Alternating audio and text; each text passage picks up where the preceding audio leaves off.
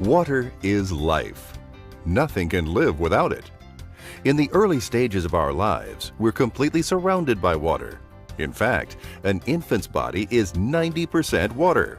An adult's around 75.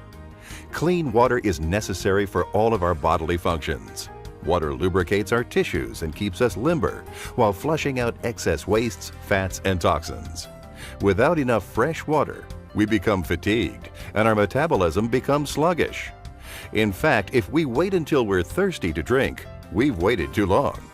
The truth is, we use water every day of our lives. We cook with water, prepare our baby's formula with water. We bathe in water. And when we're thirsty, there's nothing more refreshing than a cool, crisp glass of water. The water we drink today is actually billions of years old.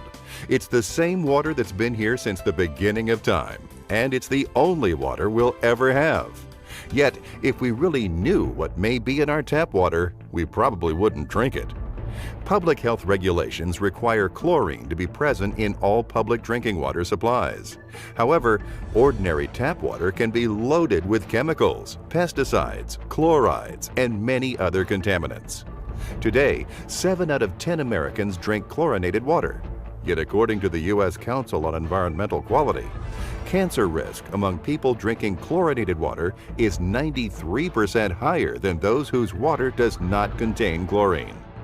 And when combined with other organic compounds, chlorine may form potentially harmful chemical byproducts called trihalomethanes or THMs, such as fluoroform or chloroform. Now there is growing scientific evidence indicating that showering in chlorinated water may be impacting people's health because chemicals in the tiny droplets evaporate and are easily inhaled and are readily absorbed through open pores in the skin.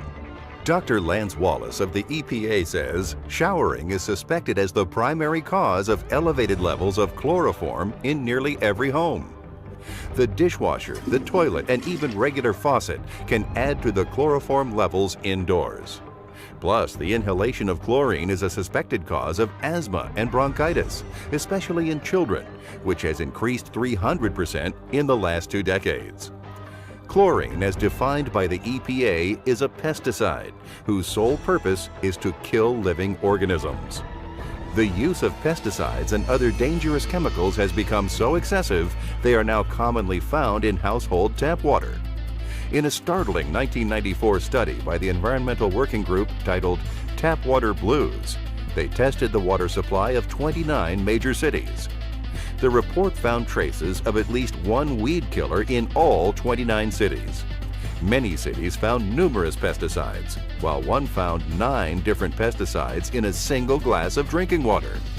An eye-opening side note, up to 45,000 infants drink formula mixed with tap water containing weed killer. Over half of these infants were swallowing 4 to 9 chemicals in every bottle. Next to chlorine, lead is the most common contaminant found in water supplies. The EPA says that there is no safe level for lead in drinking water, and that 98% of all homes have pipes, fixtures, or solder joints in the household plumbing that can contribute some level of lead to the tap water. The U.S. Department of Health and Human Services labels lead as the #1 environmental health threat to our children. According to U.S. News and World Report, 1 in 6 children have elevated levels of lead in their blood, 40% of which is due to water contamination. The EPA also says more than 40 million adult Americans are drinking water containing excessive levels of lead.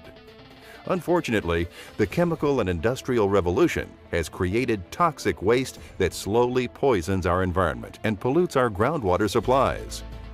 The Ralph Nader Research Group, after reviewing thousands of pages of EPA documents, found over 2,100 toxic chemicals have been detected in U.S. water supplies. In addition, the Center for Disease Control revealed that every year, over 1 million people become ill from parasites such as Cryptosporidium or Giardia lamblia in their drinking water. Can you see why there are hundreds of boil water alerts issued every year by local governments across the United States? This prompts the question, how much contaminated water did people consume before they found out the water was contaminated? The fact is, clean, safe water has become a major worldwide concern. How safe is your water?